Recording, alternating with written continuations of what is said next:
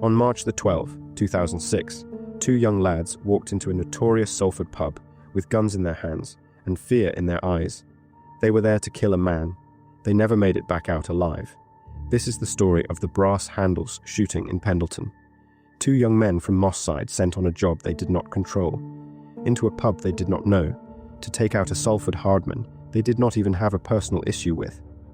Within minutes, both of them were lying on the grass outside, dying from shots fired with their own weapons. Inside, the regulars closed ranks, the CCTV disappeared, and a wall of silence dropped over the whole scene. On paper, it looked like one of those classic Gunchester crime stories. Moss Side gunmen, Salford target, wild scenes in a local boozer, while United were on the telly. At first, even experienced detectives assumed it was another flare-up between rival postcodes. But as the months went on, and the phone work came back, they realized this did not start in Moss Side at all. This was a Salford job from top to bottom. The money, the order, the planning. The pub itself matters here. The Brass Handles sat on a Pendleton estate, a flat-roof place that had seen everything from quiet pensioner pints to serious faces in the corners. On that Sunday lunchtime back in March 2006, it was heaving. Manchester United were playing Newcastle. Families, regulars, lads who had come out just for the match. At one table in the snooker room, a man called David Totten sat with his mates, having a drink and watching the game. This was Salford. People knew who was who. They knew which faces carried weight, which ones they wanted to avoid, and which ones you did not stare at for too long. And they knew the unwritten rule. What happens in the pub stays in the pub. You might see everything.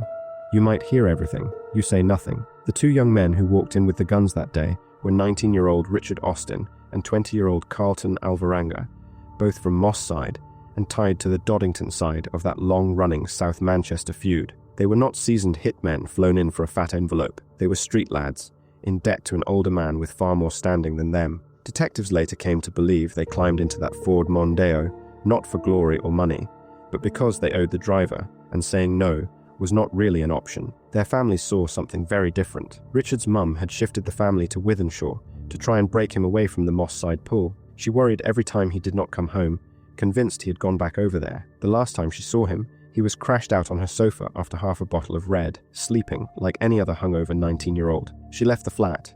She never saw him alive again. Carlton's mum made him lunch the day before the shooting and watched him go out to a party. He had only recently come out of a 4-year sentence. Even before he was released, there were already attempts from certain people to get to him inside, talking about security work and opportunities waiting when he got out. The man pulling their strings that day was Ian MacLeod, a veteran of Moss Side's Doddington crew. By the mid-2000s, he was meant to be semi-retired from frontline work, but he still carried weight and still had access to young lads who owed him favours. He parked his Mondeo near the Brass Handles and sat in the car, phone in hand, waiting for the right message. In the back seats were Austin and Alveranga, armed and, by most accounts, nervous. Evidence heard later suggested MacLeod more or less had to push them out of the vehicle when the time came. They knew what the pub was. They knew who drank there. They knew this was not some soft target. MacLeod himself was not the top of the tree on this one. Above him sat a Salford organiser called Robert Bobby Spears, a man close to Salford's so-called Mr. Big, Paul Massey. Spears had paid around £10,000 for the job, and he wanted one man dead, David Totten. Totten's name carried its own weight in the city. He had a growing reputation as a hardman, and that rise was not going unnoticed. The root of the problem between the two men was personal, as much as anything. One story that did the rounds at the time had Totten turned away from a Manchester club, dropping Spears' name at the door. The doorman fetched Spears, who looked him in the face and pretended not to recognise him. Whether that was meant as a joke or a public put-down, Totten did not forget it. Soon after, he started drinking in Spears' own local, the Brass Handles, on a regular basis. That might have been coincidence. Most people who knew the scene thought it was deliberate. The message was simple: I know where you drink, and I am comfortable in your place. If it was meant to rattle Spears, it worked.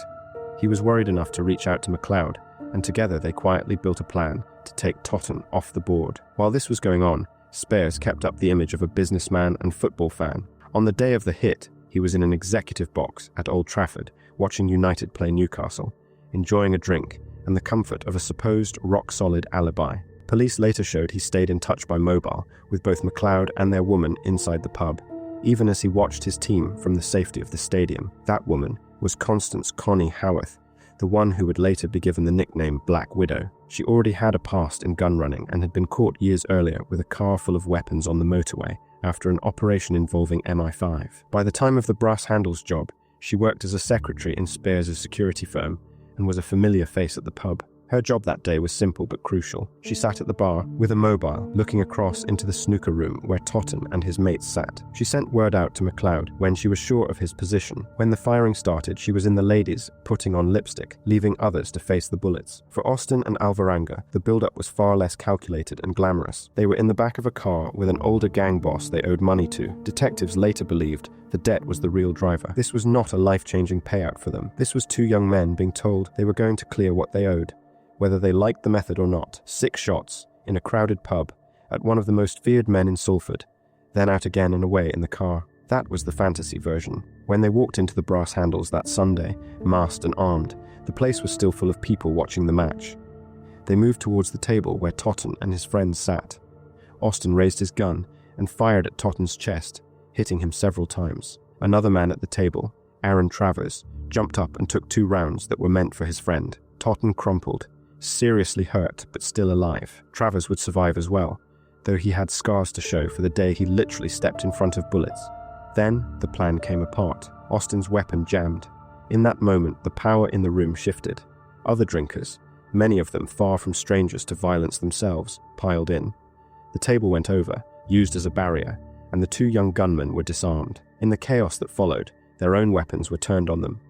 Shots rang out in the pub, a scene that witnesses later compared to a western, and the 2 lads who had come in as executioners were now the ones taking the rounds. Bleeding and mortally wounded, they staggered out of the pub onto the patch of grass next to Fitzwarren Street and collapsed. That strip of grass became their final resting place. When officers arrived, they found 2 bodies and 2 mobile phones lying nearby. Inside, the work of wiping the scene had already started. The CCTV system was ripped out, just as had happened in other Salford incidents where serious business went down inside licensed premises. People were spoken to, in firm, clear terms. No helping the law, no statements, no gossip outside the circle. Over the years that followed, no one who had been in the pub that day chose to give a detailed statement that could put a gun in anyone's hand in court. Totten and Travers kept their mouths shut. Other regulars did the same. It was the Salford Code in full effect. Bodies might fall on the grass. Paramedics and police might turn up in full view of the estate. But what actually happened in the bar stayed with the people who were there. That silence meant the usual route for a murder case. Eyewitnesses, pub CCTV, people cracking under pressure, was blocked from the start. Detectives in Greater Manchester Police had little to work with at the scene beyond the corpses of Austin and Alveranga and the phones beside them. For a while, the working theory was that this was a straight row between Salford and Moss Side. That fitted the headlines, and it fitted older patterns. But as analysts dug into call records and cell site data, a different picture started to emerge. One of the phones had been topped up with a loyalty card, which gave officers a name. From that, they could trace other numbers, cross-match who was talking to whom, and build a network chart. Slowly, a web of calls around the time of the hit linked together McLeod, Howarth and Spears. The timeline revealed a man at Old Trafford calling a woman in a Salford pub, and a gang boss parked near that same pub. Then, dead young men on the grass, with handsets that slotted into the pattern. It was not a witness who cracked the case. It was the digital footprint. From that point, the investigation focused less on some vague Moss Side versus Salford feud, and more on a tight group of organisers. McLeod, the Doddington figure who had supplied the muscle. Howarth, the woman in the bar acting as eyes and ears. Spears, the man in the box at Old Trafford, and later on a beach in Benidorm, convinced, for a while at least, that distance and silence would save him. When the cases finally reached court, the juries heard about conspiracy to murder rather than just a chaotic shootout gone wrong. In Manchester Crown Court and later in other hearings, judges were told that this had been a planned contract killing in a packed pub, arranged for money and status, carried out with complete disregard for everyone else in the room. McLeod was given life with a minimum of 21 years. Howarth received life with a minimum of 20. Spears tried to ride out the storm overseas, but was eventually extradited back from Spain under a European arrest warrant. In 2009, he was jailed for life, with a minimum term in the low 20s as well. The judge who sentenced McLeod and Howarth made a point that still sticks. He said the 2 dead lads were not innocents. They had gone into that pub armed and ready to kill, but they were also young, and their lives were not disposable. From the bench, he described the pair in the dock as so steeped in violence that they would always pose a danger to the public. For Greater Manchester Police, The convictions were a rare clean strike against a very closed world. Salford's serious crime scene had beaten them more than once, helped by a culture that treated talking to officers as worse than anything the courts could hand down. In this case, they got around that with Telecom's work and patience. They did not find someone in the pub willing to stand up in the witness box and point. They followed the calls and texts instead. One thing has never changed though. No one has ever been charged with the actual killings of Richard Austin and Carlton Alveranga. The file on their murders sits open in GMP's cold case unit. Detectives have gone on record to say that a £50,000 reward still stands for information that could lead to the conviction of whoever pulled the triggers on those lads once they had been disarmed. The official line is simple.